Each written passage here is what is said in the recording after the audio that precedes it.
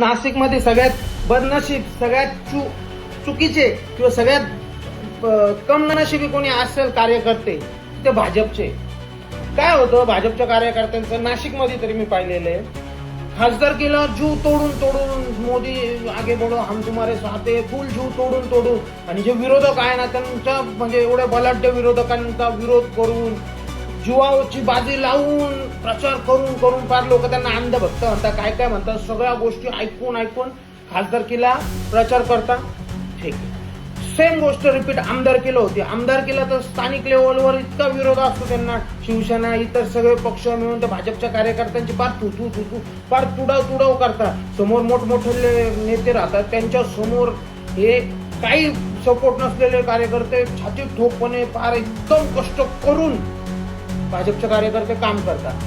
पण जेव्हा नगरसेवक पद येतं, ज्या खासदारांच्या माणसांच्या विरोधात यांनी छाती आणि यांची आपटलेली असती, ज्या आमदारांच्या कार्यकर्त्यांच्या समोर यांनी ज्यावेळेस त्यांच्या शेजारी उभं राहिलं कोणी नसतं, त्यावेळेस त्यांनी जीवाचा पार रान करून ज्या खासदारांच्या कार्यकर्त्यांच्या समोर लढलेले असतात, तेच आमदार खासदारचे कार्यकर्ते नगरसेवकाच्या वेळेस भाजपमध्ये प्रवेश करतात आणि यांच्या बोकंडी येऊन बसतात. मग यांनी काय केलेलं असतं, 2 वेळेस यांचा विरोध केलेला असतो आणि आता ते परत यांच्या बोकंडी आले तर यांना त्यांचाच प्रचार करायला लागतो. बरं, ते आलेले पण इतके हुशार राहतात, निवडून आले तर सोबत राहतात, निवडून नाही आले का परत निघून जातात. म्हणजे मागच्याच वेळेस घ्या, वसंत गीते आणि सुनील बागुल नगरसेवकच्या वेळेस भाजपमध्ये आले.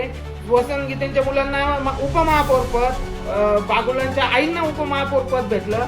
सामान्य कार्यकर्त्याला गाजरण केळ भाजपच्या याच्या व्यतिरिक्त काहीच नाही भेटलं. ज्या दिवशी महापौर पद गेलं त्या दिवशी हे दोघेही निघून गेले, कोलून गेले, भाजपच्या नेत्यांना कार्यकर्त्यांना कोलून गेले. आणि आता परत तीच गोष्ट येत्या नगरपालिका जवळ आल्यावर यांनी घेतले. गणेश गीतेच्या विरोधात छाती ठोकपणे लढणारे भाजपचे कार्यकर्ते आता गणेश गीतेला साहेब म्हणायला लागले. सलीम कुत्त्याच्या विषयावरून रस्त्यावर कुत्र्यासारखे लढणारे भाजपचे कार्यकर्ते आज सुधाकर बडगुजर साहेबांना प्रचारक त्यांना फिरायला लागले. म्हणजे किती किती किती मूर्ख आहे नाशिक भाजपचे कार्यकर्ते, तर त्यांना कोणी येऊन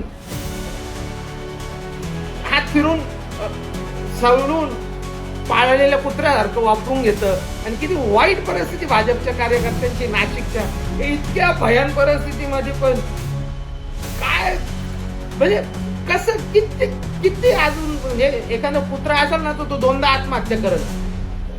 ज्या हिशोबाने नाशिकच्या भाजपच्या कार्यकर्त्यांची परिस्थिती आहे, एखाद्या कुत्र्याला जर ती वागणूक दिली ना तर तो 2दा आत्महत्या करेल, नाही मिळाला तर तिसऱ्यांदा परत उडी खाऊन मरल, पण तो काम नाही करणार. जी परिस्थिती नाशिकच्या भाजपच्या कार्यकर्त्यांची आहे ना, मला असं वाटतं जगात कुठल्याच याची नसत. बाकी जिद्दीला सलाम आहे. अंधभक्त लोक म्हणायचे ते का, हे कुठंतरी सिद्ध किंवा कुठंतरी साम्य होताना मी माझ्या डोळ्यांनी पाहिलं. त्यामुळं भाऊ, जय महाराष्ट्र भाजपच्या कार्यकर्त्यांना.